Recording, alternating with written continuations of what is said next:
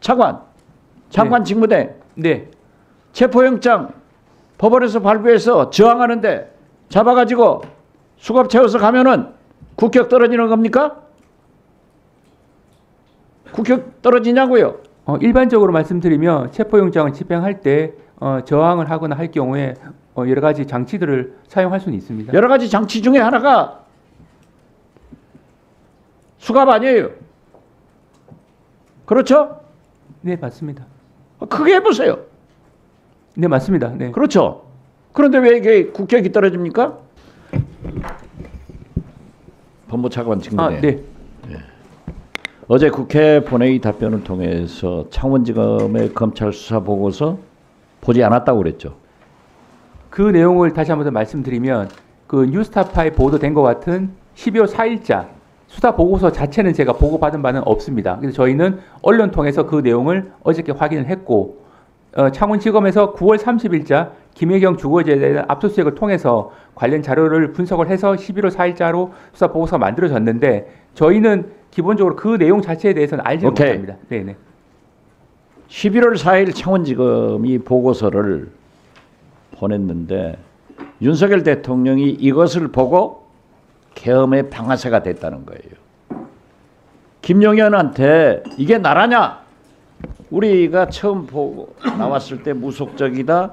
명태균 게이트가 촉발이 됐다.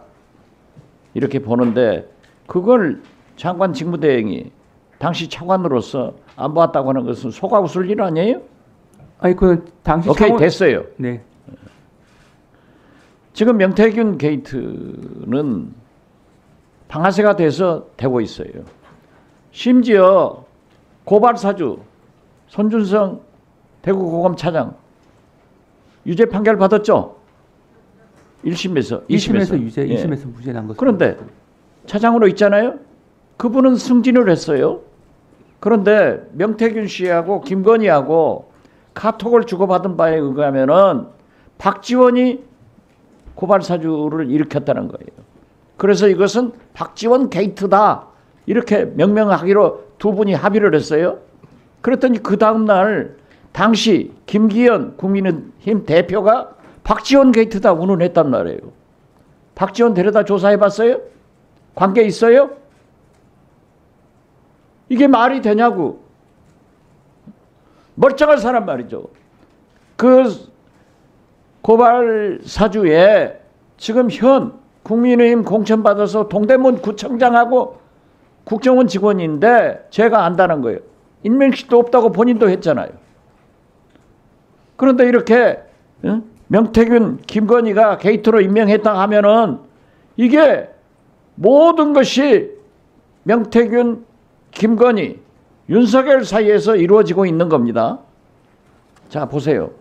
어제 국회에 백골당까지 등장했어요. 이게 나랍니까?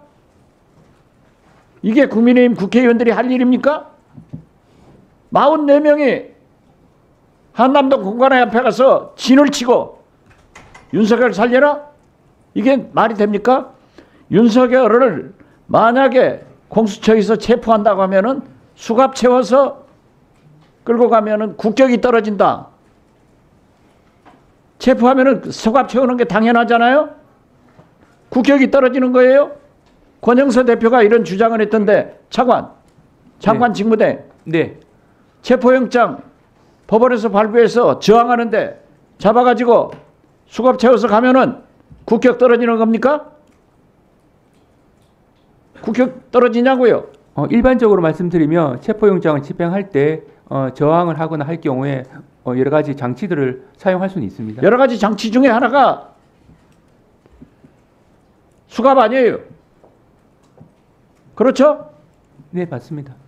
크게 해보세요. 네, 맞습니다. 네. 그렇죠. 그런데 왜 이게 국격이 떨어집니까? 세상에 말이죠. 윤석열 측 변호인들이 당신들이 얼마나 윤석열, 김건희 때문에 우리나라 국격이 떨어졌는데 외신들한테 인터뷰를 해가지고 어쩌고 저쩌고 했더라고요. 그리고 보십시오. 저희들이 법사위에서 우리 민주당 야당 의원들이 줄기차게 특검을 주장했어요. 왜? 내란 수사권이 있느냐 없느냐 공수처가 어쩌느냐, 검찰이 어쩌느냐. 특검 반드시 해야 되잖아요.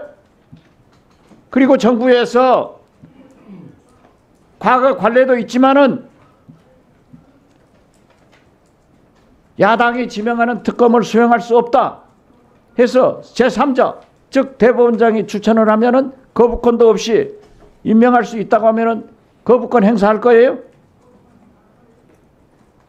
제가 설명드린 바대로 특검의 가장 중요한 점은 정치적 중립성 확보입니다. 그래서 제3자가 추천하는 방식 자체는 그런 부분의 중단 위헌성은 없어졌다고 생각하고 있습니다. 그렇죠? 그런데 국무회의에서 담당 장관 질문행으로서 거부권 행사하자고 건의할 거예요? 이 부분은 아직 그 소위에서 논의도 남아 있는 사항이라 위원님께서 말씀하신 부분을 유념을 해서 그런 문제가 해결됐잖아요. 네. 거부권 행사 진행할 거예요? 아직 거부권 행사를 논할 시기는 아직 아닌 것 같은데 위원님께서 오늘 개각 여론조사에 보면은 최상목 대행은 직무 평가에 대해서 긍정적인 게 31%, 부정적인 게 56%예요. 이걸 잘 생각해야 돼요. 알았어요? 네, 알겠습니다. 거부권 진행하지 마세요.